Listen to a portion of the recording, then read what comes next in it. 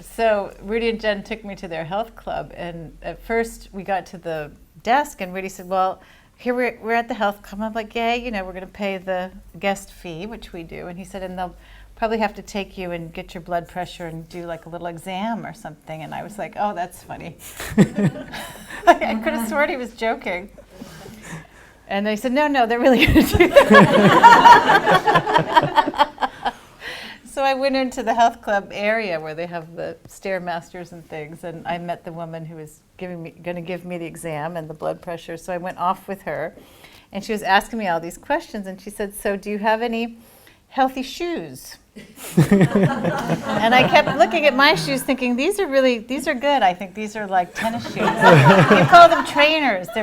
No, but do you have any healthy shoes? And I'm like, they're not good enough. I was like thinking of looking at your shoes. What kind are they wearing that are so healthy? And then it was healthy shoes. Healthy shoes. Sometimes we sit on things, and in our sitting on things, we're left alone with our own thinking about those things. And it's funny how sometimes we've changed, haven't we, when we've just encountered someone else who doesn't think the way we do. It sort of opens the window to, oh, I didn't know that I could think about this differently. So I just, for me, you know, I feel like everything is welcome, and being honest about where we're at and being at the same time okay with where we're at is really, really freeing and really allows for truth to start to show up and move through. The worst thing is when we're pretending, you know, pretending to be spiritual, pretending to be okay when we're not really feeling okay. I mean, it's one thing to, you know, hold it together, but it's another thing to feel like you have to really be a way that you're not.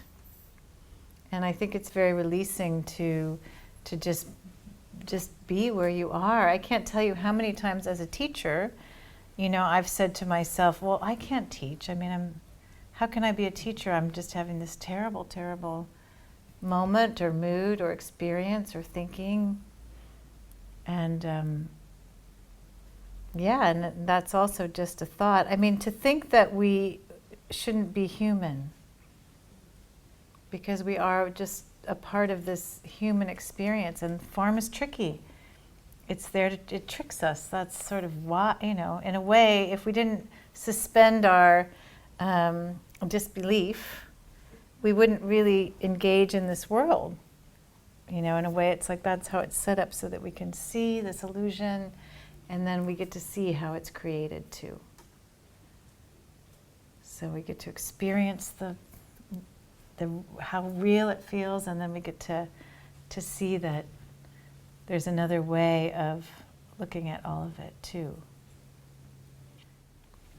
Well, when you said this is about feeling other people's energy, what came to mind was, no, this is about feeling your own energy.